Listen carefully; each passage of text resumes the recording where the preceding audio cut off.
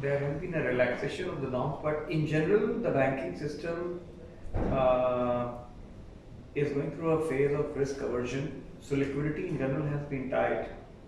I don't think it really has got to do by reduction of the pool seasoning to 6 months will improve liquidity.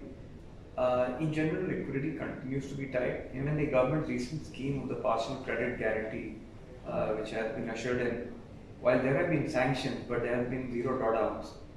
Um, we don't think that some of the policies which have been aimed at easing liquidity, while they've been good on intent, but in terms of execution, there is still considerable distance to travel.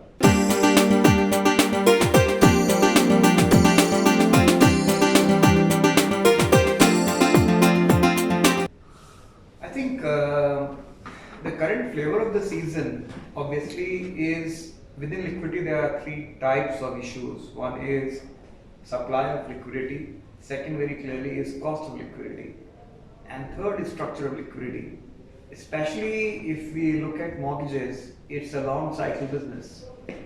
The actual life of mortgages is about 7 to 8 years, and the term lending or debt structures of commensurate size in the country in general are very weak.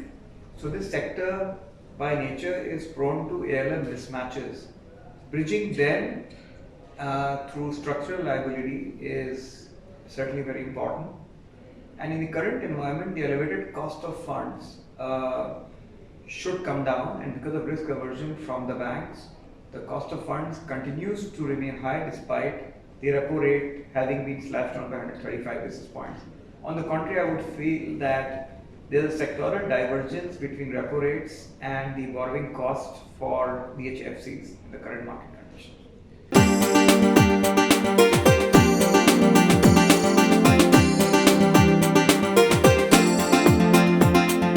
I would say this is one of the best government schemes administered after independence, where there is deep impact felt by the consumer directly without any transmission losses. It's an extremely beneficial scheme, especially for the buyers who have never stayed in their own homes. We are actively promoting this scheme, and on the contrary, we feel that the lives of people actually change when they actually sense dignity of living by staying in their own homes, having stayed in rented apartments or in claustrophobic homes for a very long time. We have done about 760 odd cases of PMAY, and we would be absolutely promoting this scheme in the longer run. Customers across the geography, I think more than 5,000 districts are currently covered, and we believe that customers within the geo limits of the municipal corporation, they are covered, but customers outside the geo limits, which fall into the Gram Panchayat area, they are still not covered.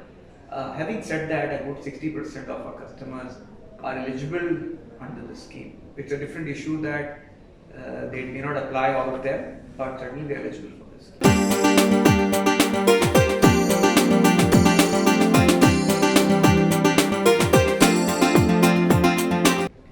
So we have an extremely efficient digital ahead of the time processes in Magma, be it at the point of sales or point of collections. Our officers are all on BYOD devices, and we have integrated recently the top of the breed inline loan origination system with our BYOD, so that our loan life cycle management processes are seamlessly integrated. The customer gets a brilliant turnaround time because the decision making capability are hooked onto the business rule engines through a set of algorithms which have been made through risk decision models. And this makes us as one of the forerunner of technology in giving a great customer experience, employee experience, as well as rendering industry best turnaround times.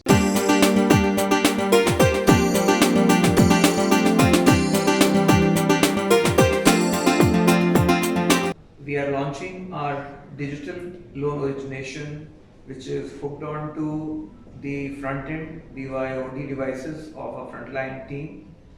And at the same time, at the back end, it's hooked on to the business rule engines for speedier decision making.